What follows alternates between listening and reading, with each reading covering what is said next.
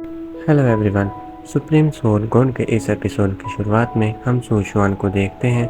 वैसे सूचवान का इस लाइफ में नाम सूजी है, लेकिन मैं उसे सूचवान बुलाऊं या सूजी, आप प्लीज़ मुझे बता देना। सूजी अपनी सोच में डूबा होता है कि तभी दो लोग उसे देखकर आपस में बातें करने लगते हैं।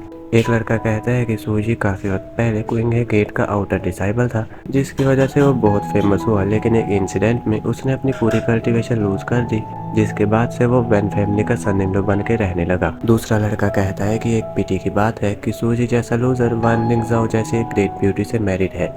वैन लिंगजाओ हमारी पूरी सिटी की फर्स्ट ब्यूटी कहलाई जाती है, जिसके बाद भी उसकी मैरिज सूजी जैसे एक लूजर से कर दी गई।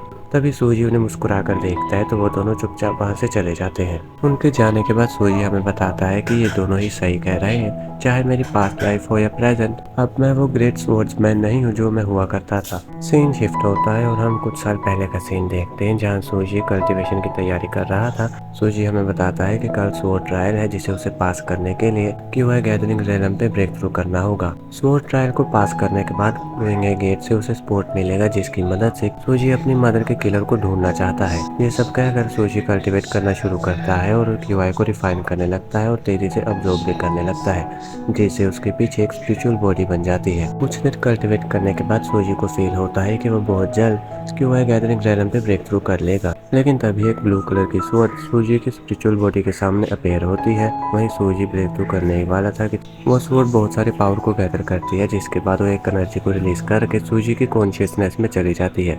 सूजी उस स्वॉर्ड की पावर को झेल नहीं पाता और बुरी तरह इंजर्ड हो जाता है, जिससे उसकी मुंह से ब्लड आने लगता है। सीन शिफ्ट होकर प्रेजेंट में आता है, जहां सूजी ये बातें हमें बता रहा था। सूजी बताता है कि 9 हेल्थ स्वॉर्ड के अपेयर होने से मेरी कल्टीवेशन पूरी तरह डिस्ट्रॉय होगी, जिसके बाद से सू फैमिली ने मुझे अबैंडन कर दिया। जिसके बाद मेरी मैरिज वैन फैमिली में हो गई और मैं उनका सन इन लॉ बन के वहीं पर रहने लगा। सूजी आगे बताता है कि अब वो 1 साल से कल्टीवेट कर रहा है, लेकिन उस इंसिडेंट से सब चीज़ अच्छी भी हुई।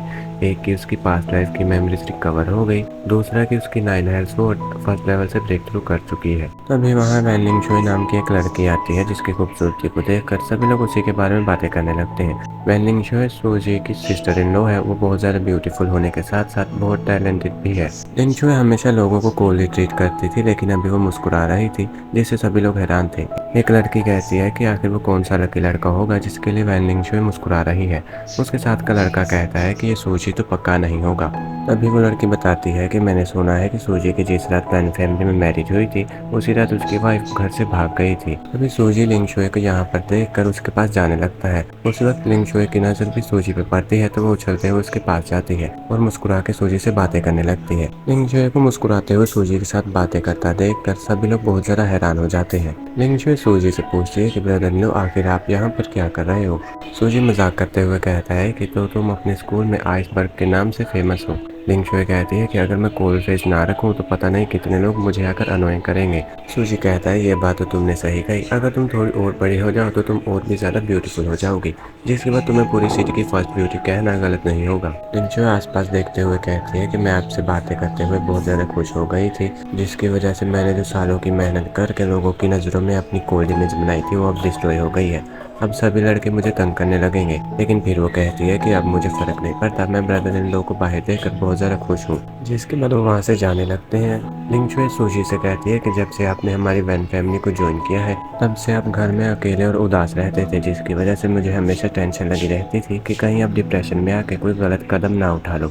लेकिन अब मैं जब आपको 1 महीने के बाद देख रही हूँ, आप एकदम डिफरेंट पर्सन लग रहे हो। सूजी उसे तंग करते हुए कहता है कि क्या तुम मुझे जानबूझकर इग्नोर कर रही थी। लिंगशुई कहती है कि आप मुझे टीज करना बंद करो, क्या हमारा रिलेशनशिप अच्छा नहीं है। सूजी उसे हंसते हुए बताता है कि इस दौरान मैंने चीज़ों को काफ़ी अच्छे से समझा है, इसीलिए मैं पहले जैसा डिप्रेस्ड नहीं हूँगा।